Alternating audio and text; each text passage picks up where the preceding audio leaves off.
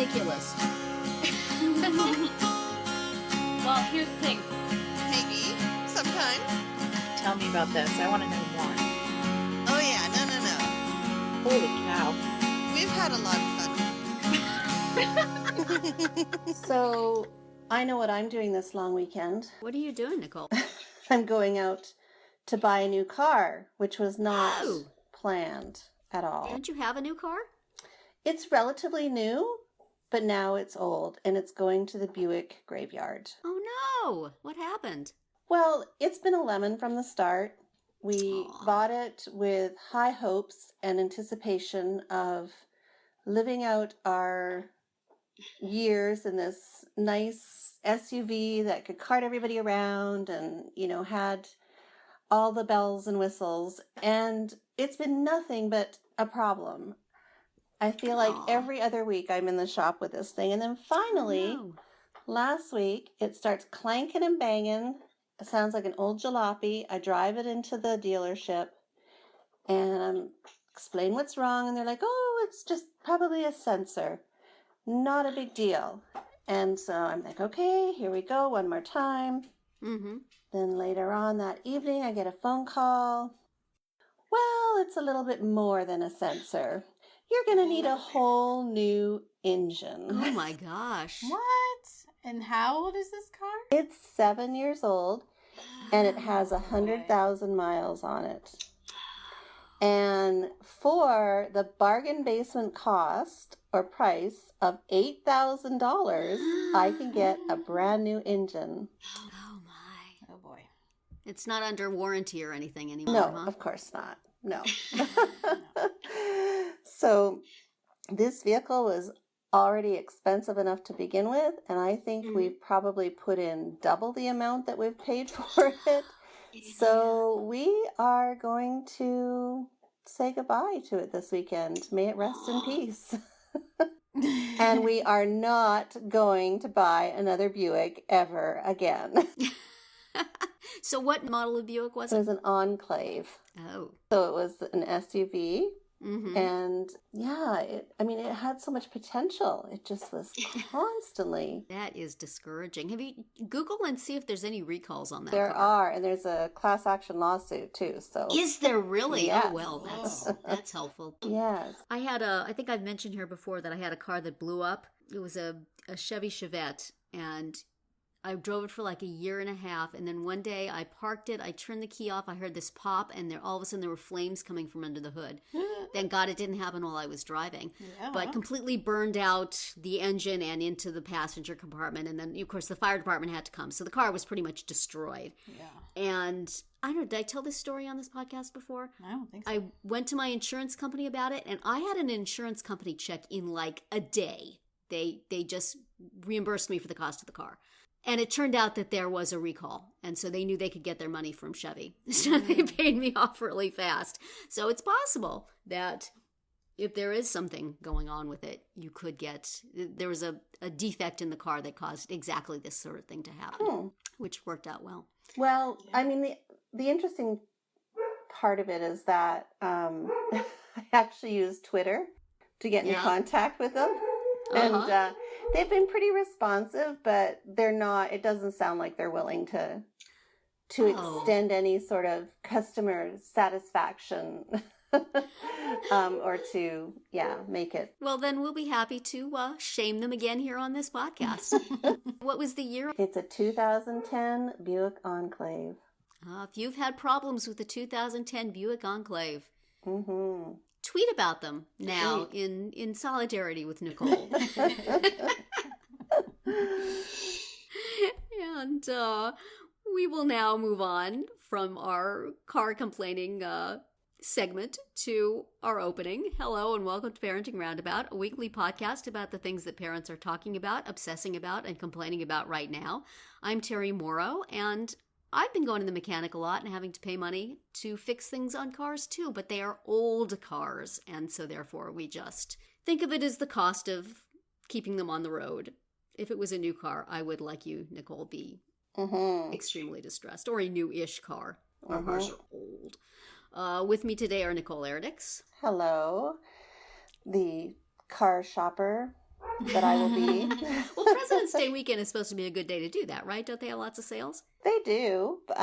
It's just, when you're not planning for it and you're not thinking about it, it's That's a shock to the pocket, to the wallet. And also with us here today is Catherine Haleko. What's your car situation, Catherine? Well, my Subaru is still chugging along, although it's really dinged up, and which is so annoying. Like, I just look at, I'm like, this car is 2 years old, and it's just like little tiny dings all the way down the side, which is super annoying.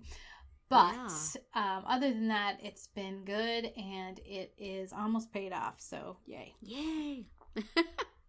Well, today on the podcast, we're going to talk about recent parenting milestones on our Friday speed round. We're going to shout out some stuff we like on the Roundabout Roundup, hear an interview with occupational therapist Meghan Corridan, and do some shameless self-promotion. But first, a discussion of kids and sleep.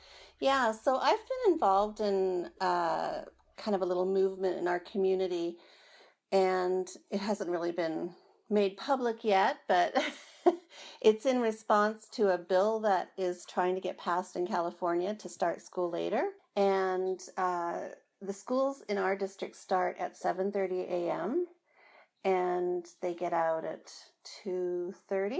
But studies, and I'm sure you've seen this online and in articles over the years, studies show that kids, especially teens, need more sleep and need to be able to get up later so that they can function and be able to get on with their day and learn. And there's all sorts of statistics about car accidents and academic success when kids are not getting sleep. And it's really about, it's not just they should go to bed earlier. They physiologically can't get the sleep they need earlier in the night. Isn't that right? That's correct. It's their sleep pattern, right? Their rhythm, their own rhythm. So so we'll see what happens with that. And I know with my daughter, there's, at least a couple times a month, she can't get up for a 7:30 class. She's just physically wiped out, even though she's gone to bed at a fairly regular time the night before, but it's just accumulation of that early start time that she just, we have a day where she just sleeps in and misses first period and then she goes to school. Bad mom I am. But so that kind of is prompting this discussion here about what kind of sleep do your kids get? What's their sleep situation in your house, and how has it changed over the years? My kids have never been good sleepers, I guess, is my experience. And it's even worse now that they're teens, or my son is a young adult going to early morning classes. But yeah, they just have never been solid sleep-in kind of kids. So they struggle to get enough sleep. Yeah. Terri, how about you? What are your kids doing in your house? When they were kids, my daughter was always just a really, really good sleeper. She would fall asleep early in the evening and she would get up really early in the morning, so school was never a problem. She would sometimes wake us up or wake her brother up and be in charge of morning stuff. She was always really good with it. And my son would not necessarily sleep through the night when he was little, but he would just hang out in his bed and not mind it. So we would just never, when the doctor would ask how much sleep does he get, I'm like, well, he's in his room for this amount of time. He's in bed for this amount of time. Whether he's sleeping or not, I really don't know. So it wasn't a problem when they're little, and now that they're adults, again, my daughter's still goes to sleep. Both of them still go to sleep pretty early for young adults. And it's actually pretty much the same. My daughter doesn't get up as early as she used to. I guess she's starting to become an adult and realize that we don't like to do that. We like to sleep. But my son will sleep late if you let him. But again, I don't know if he's really sleeping in there or if he's just, listening to things on his iPod or what. But it's not a huge issue in our house, I would say. Except for the adults, for which it is a huge issue. For the parents, for which it is a huge issue. I'm certainly not getting enough sleep. Right. And I certainly don't sleep through the night. But kid-wise, we're good. And what about you, Catherine? How's sleep in your house? I would say it's okay. It's challenging to get the kids to bed early enough for them to get a sufficient amount of sleep.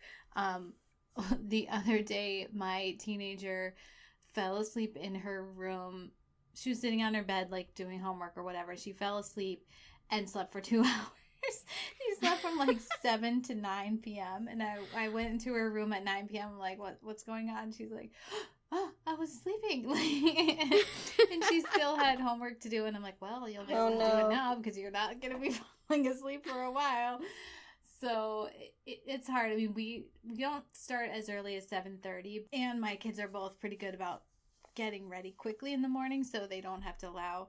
I mean, some of my daughter's friends are, spending hours doing their hair and makeup and showering and all that stuff before school, and she doesn't. She's like, no, I want to sleep. So and she's always needed more sleep, honestly, than my younger one. And just the other day she was saying, I had so many more rules than him, like I had to go to bed earlier and blah blah blah. And I said, yeah, but you just didn't, you needed it more than he did. So it wasn't that I'm trying to change the rules on you now that he's the age that you were then. It's really just that since they were little, even though they're 3 years apart, they generally went to bed at the same time because she still needed to be going to bed earlier at around the time that he did. So yeah, I don't know. And my son, when he wakes up in the morning, if he wakes up on his own, then, and he usually does, then he's cheerful. But if you have to wake him up, whoa, that is not forget fun. it. My daughter, for quite a long time, has just put herself to bed. She gets sleepy really early. And she'll just, we'll decide it's time for my son to go to bed and we'll go to say prayers and she's already in bed asleep. Right. So we wake her up to say prayers all together. We're so bad. But that's been nice, Yeah. She knows what her sleep patterns are Exactly. and she respects them. And every kid is different, as we know, adults are different too. But that's nice that she recognizes it and that she acts on it. Whereas, with my kid, she'll be like, I'm so tired. And I do this myself. When you're like so tired that you can't get up to brush your teeth and actually get into bed, she gets herself in that situation for sure. Which is why so often my husband and I sleep on the couch. But I'll just fall asleep here instead of going to the trouble of removing myself to the bed. That's right. And then you wake up in the middle of the night and you go, should I just sleep the rest of the night here or shall I get up now in the middle of the night? If you do get up in the middle of the night, then you can't get back to sleep. Yeah. But if you don't, then you feel like, what kind of loser am I sleeping on the couch all night? Well, and how much good sleep did I really get? Yes. And what did I do to my bed? My husband sleeps like sitting up with his feet up on the table. That's how he falls asleep. And it's like, that cannot be good for your back. Right. What about like falling asleep? Do you have any problems falling asleep, and have you found any kind of strategies for that? Because I know that if I'm really wired or stressed or something's going on, I have a heck of a time falling asleep. And I just haven't found anything that can help me settle down, and so it takes hours sometimes. I'm lying there looking at the ceiling. I have like a patch of time between like 9 and 10 in which I can easily fall asleep where I'm sitting just in a second. If I don't fight it, I fall asleep right where I am. If I can keep awake through that time, I could stay up all night. But then when I do go to bed, yes, my brain is firing and every decision I've made that day, week, and month, and like entire life is up for review. Exactly. And every possible terrible thing that can happen is up for review. And it's just like, where is the off switch? It's so awful. And I'm laying there thinking, this is so stupid. Yeah. None of this needs to be thought about now. Why? I seriously was looking at getting myself one of those weighted blankets. I'm getting that desperate. Yeah. I'm like, I've got to find a way to like turn my brain off so I can just relax and fall asleep and get a decent sleep. If you find out a way, tell me, because, man. Catherine, do you struggle with falling asleep? I don't. I think because I am tired enough that I just, you know how they say that it's a sign you're not getting enough sleep if you fall asleep like 1 second after your head hits the pillow. Yeah. So, I mean, not to say that you're not tired, Nicole, but I just, so far, knock on wood, I haven't had too much trouble because I'm so ready when I get in bed. I did get an email about an app. I think it's called Calming Lia. I'll have to check and put it in. And it's like a game that you're meant to play right before bed. Oh. And it's supposed to help you fall asleep. Okay. So maybe we could check that out and see if it would help. I'm going to check it out. Because I played Bejeweled Blitz. I'm sure that doesn't help. And you know you shouldn't be. I know. Using screens before you go to sleep. I know. Well, Yeah. I'm pretty much out of luck there. Well, that's one of the big problems I have with my son, getting him to bed in time and getting him off his screens so that it doesn't interfere with him falling asleep. That's tough. Yeah, and my daughter Yeah. too. And when he was a baby, I mean, both of mine when they were little were crummy sleepers. Mm-hmm. You know, I remember, like, you know, my son was the one where you had to like put your hand on his back or his stomach or whatever until he fell asleep, and I'd be in his room thinking like, if only I had some kind of like fake hand that I could just gently swap it out. Yeah. like you're in the Indiana Jones with your bag of sand. No, I'm the mom that literally, you know, laid down beside them until they fell asleep, or at least I thought they were asleep. And then I would like silently be a ninja and roll off the bed and roll across the floor or crawl out the door so I didn't make any loud sounds. Have you seen the video? There's like a viral video of a mom that captured by the like nanny cam or whatever video monitor, and that she's was like, me sneaking out. It's very funny. Yeah, that was me. And then you'd hear them kind of wrestle in the sheets, and you'd freeze and not breathe. Yeah, had very good. And when you have skills. an old house like I do, and the doorknobs make noise, Oh, and the no. floor creaks, and it's risky. Yeah, very risky business. Yep. Well, on that note, I think we hope our listeners have stayed awake to listen to this. And if you have good sleep strategies for Nicole and me to turn off our brains and make them shut up, please do send them along. Yes, we need all the help we can get. That's right. Well, for our speed round today, you know, in the past we've talked on this podcast about some unique parenting milestones, and we thought we'd check in now and see if we've gotten some new ones lately. And it was inspired for me by the fact that this was the first Valentine's Day that we didn't have to do a classroom set of Valentines. Aww. And my son didn't even really notice, like on the day of Valentine's Day walking into school, I'm like, yeah, first time he's like, oh yeah, we didn't do that. But nope, we sure didn't. So that was nice because, you know, I did not miss those days of like hanging over them, making them write each classmate's name on a Valentine. Yeah. So I'm painful. just wondering what you've encountered lately. How about you, Nicole? Well, as you all know, my daughter just got her driver's license a month ago, 2 months ago almost. So my most recent parenting milestone came when I realized I no longer had to drive my children to school. I am done. I am finished driving kids to school and picking them up. Wow. So that was a big celebration for me. Yeah. Yeah. So, because our school, well, where my kids go, it's a good 8 to 9 minutes, maybe 10 minutes to get to their school. So it's a bit of a trek. And I'm happy not to do it anymore. Mm-hmm. How about you, Terri? Have you gotten any unique milestones lately? Yeah, lately, I don't know, but this is the first year we have not had anybody in school. Yeah. My son graduated college last May, so this was for many years. I said, you know what? When we have no more college tuition to pay, we will be able to fix up the house. We will be able to redo the bathrooms. We'll have all this money sitting around. And yet it's surprising how the money you think you're going to have sitting around finds other places to go. Mm-hmm.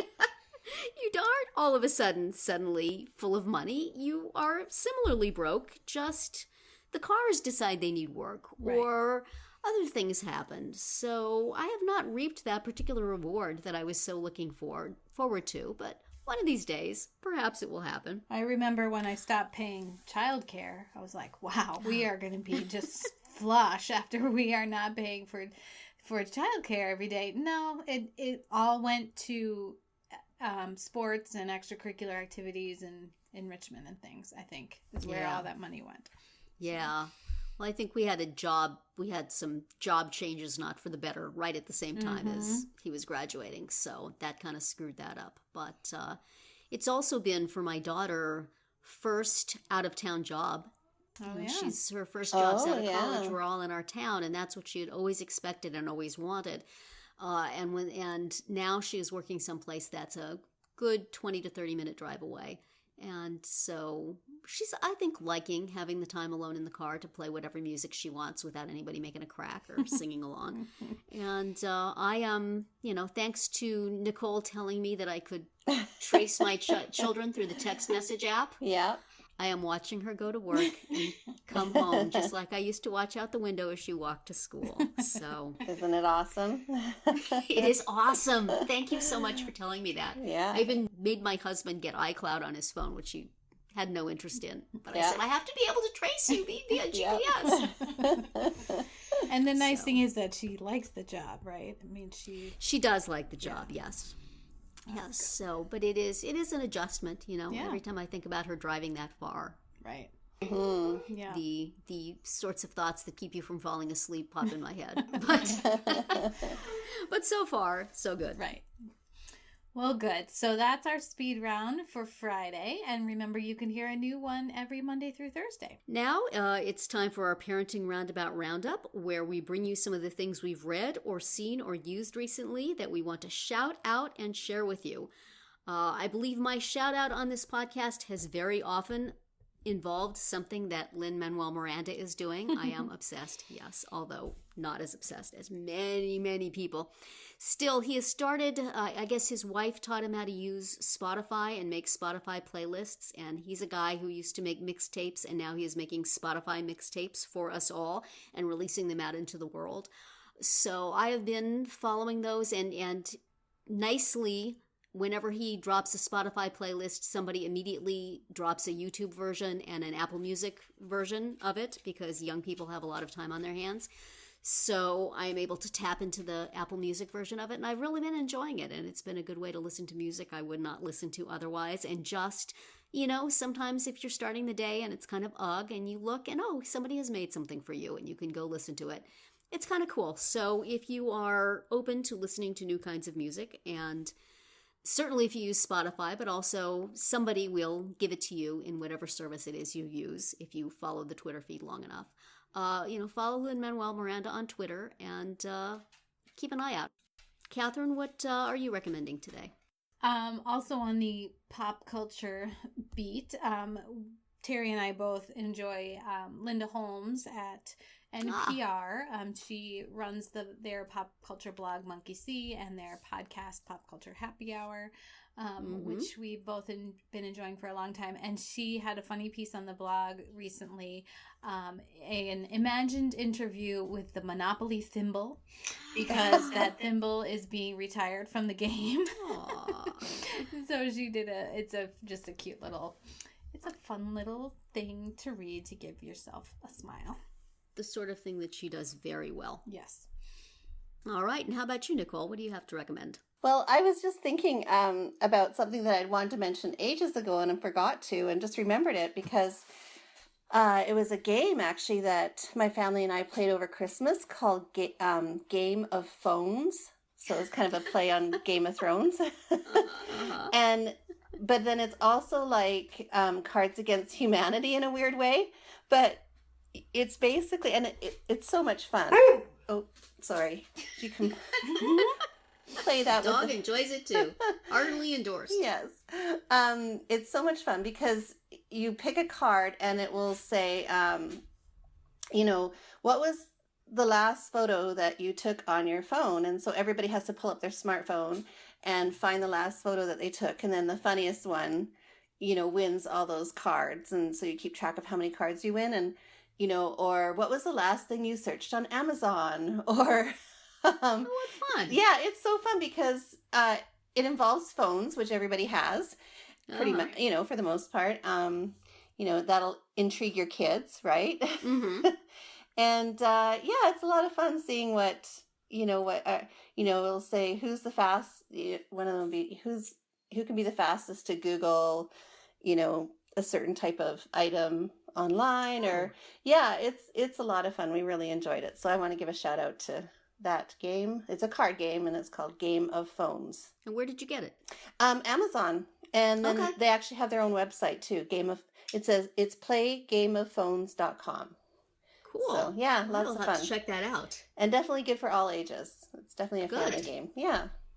That sounds fun. Depending on what you reveal. That's true. The last What- thing you searched on Amazon. Yeah. Maybe you would find out interesting things Yeah. about your children, though. That's right. You Googled what?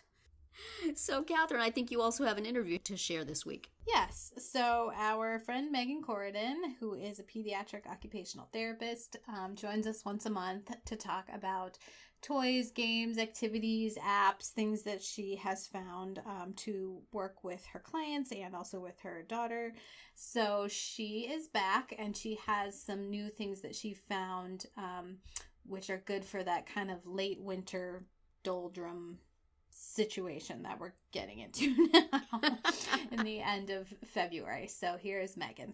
So this is a time of year where not only am I like just getting crazy because of the weather at work, the kids are a little bit crazy, but we've sort of maxed out all of our toys at work and all of our games. So this is like the time of year where I start to bring out new things. So in addition to making the holiday gift guide, I spend a lot of time trying to find new things for the kids I work with.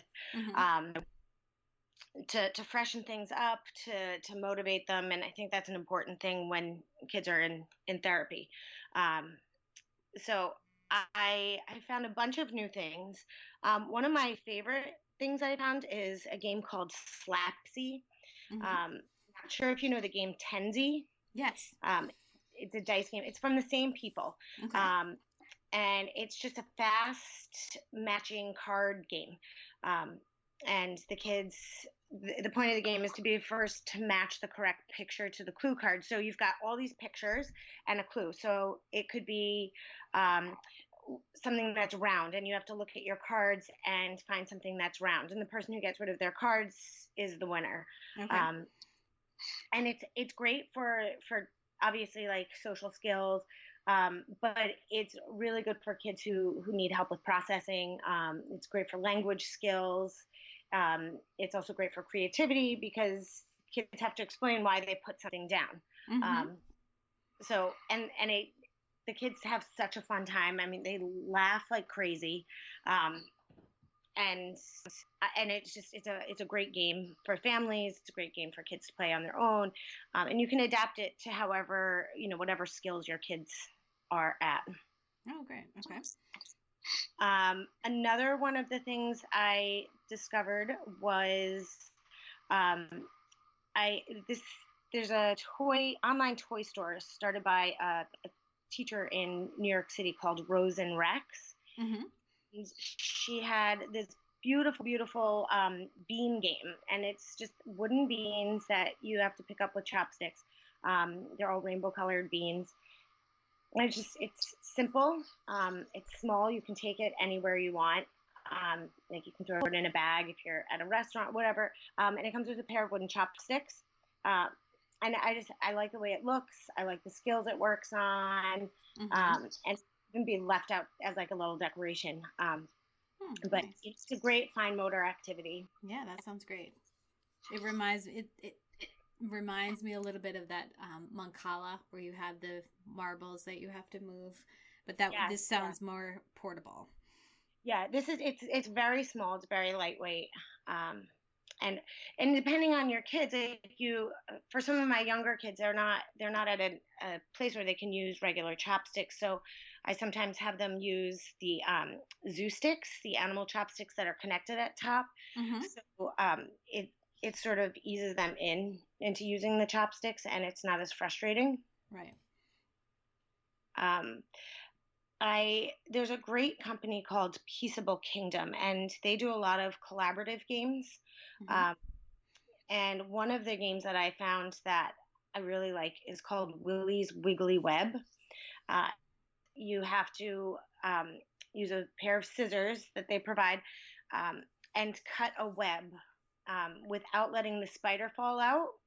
And so it comes with 50 of these like stretchy webs that you put onto the game pieces, and it comes with cards that give you directions on like how many times to cut, or for my younger kids, I just have we all go around taking turns snipping, and you want to get the bugs. There comes with 10 bugs, and you can cut the bugs out, but you have to cut around the spider. And it's great for eye-hand coordination. It's a fun way for kids to learn how to cut. A lot of the kids I work with resist learning how to cut, so fun way for them to work on it. Mm-hmm. And I like that kids have to work together. It's not. Yeah, that's great. It's not a winning or losing game, which I think is important for kids. So what are you looking for when you are, browsing around stores and online looking for games? You're looking for certain skills, obviously, for these games for your kids to work on. But how do you kind of predict, I think they're going to like this one? Sometimes I miss, but for the most part, if you find something that's bright and colorful and has characters in it, kids tend to be motivated by it. Okay. I look for things that I think that kids will be able to work with, no matter what age they're at. I want more time. I can adapt it to make it easier. If it's too easy, can I make it more challenging? I try to not have games that require batteries and that make a lot of noise. Again, there are some really great games out there that are, but I find it so distracting for kids sometimes when you've got all these sounds happening and pieces moving. It's harder for them to sort of achieve what the point of the game is. I have a great game called Walk and Roll, which has been around for ages, and it's a bunch of like little plastic pieces in a bowl, and you turn it on, it shakes like crazy. I've never put batteries in it. I just have the kids do it without it, because it's too frustrating otherwise. And then they just get sort of sucked into the silly noises it makes and all of that. And I like to find games that kids can play together. For so many of my kids, they struggle with that social piece and winning and losing. They become so stuck on winning and losing that it defeats the purpose. So a lot of collaborative games, teamwork games. I love the point you made about, you don't have to put the batteries in the game. I haven't really thought of it that way, but there's plenty of games out there that you could play without the batteries, and then it's quieter for everyone. And they're more successful sometimes too. But yeah, the quiet piece is very nice. Yeah, especially if you're in a gym setting, or where you play with your kids, where there's lots of people around. So. Yep. Good. Well, thank you. These sound like some fun options for us to take a look at for those kind of like winter blues time of year. That's kind of what I thought of when you said that this is the time of year where you need to kind of shake things up for you. Yeah, it's definitely the case. Kids come into therapy and they don't want to play with anything. They just want to go home. So it's always motivating when they look over and they see new things. Yeah, definitely. Well, good. Thank you so much, Megan. We really appreciate your suggestions, and we will talk to you again in a month or so. Thank you. So always good to hear from Megan and get some new ideas from her. And we will hear from her again next month. And now for our final segment today, we're going to do a little shameless self-promotion and direct you to some things on our sites that we think you should take a look at. Terri, have you got anything this week for us to read? Yeah, I wrote a post for the Friendship Circle blog on 20 alternative date night ideas for parents of kids with special needs. It was originally written for Valentine's Day, but you know what? We all could use a night out sometime. So given the difficulty that parents of kids with special needs have in getting out of the house at all and all the different preoccupations, I've suggested some things like, reviewing insurance paperwork over candlelight and, TPing a child study team member's house. Things like this that you can do on your rare and precious night off. So I will have a link to that in our show notes. Catherine, how about you? I did something on Very Well on family gardening and how you can, all the benefits of working on a garden together and some ideas for what you can do, some projects you can do in the garden. And, pretty soon it's going to be time to maybe start some seeds or at least order them. And so you can get started. Excellent. Well, and, I haven't really written anything lately for my blog, but I know that the Friendship Circle is going to be putting up one of my articles soon. So yes, I believe it will be out by the time people are listening to this. So why don't you tell them what it is? So we'll link to that. It's a roundup of podcasts for parents of children with disabilities, and just some couple that are more informative and kind of expert advice, and then a couple that are straight from the source. So, and then of course the wonderful archive of information that is the Inclusive Class podcast. Yes. Chance to hear Nicole and I talk about serious things instead of what we talk about here. Yeah. Seems like another lifetime. Yeah, that's it for this week's episode of Parenting Roundabout. We hope you enjoyed it and that you'll join us every week. You can listen to podcast episodes on parentingroundabout.com or download them from iTunes. Please subscribe so that you'll get all of our podcasts and mini podcasts every weekday. You can also follow us on Twitter, where I am at AboutFamilyFit, Nicole is at Nicole Eridix, and Terri is at Mamatude. You can also follow the podcast on Twitter, that's Roundabout Chat, and look for us also on Facebook, Pinterest, Tumblr, YouTube, and Instagram too. Best of all, stop by our blog at parentingroundabout.com and read recaps, find links on all the stories we've mentioned, and talk back in the comments. Thanks to John Morin for providing our in and out music, and I wish everyone a great week.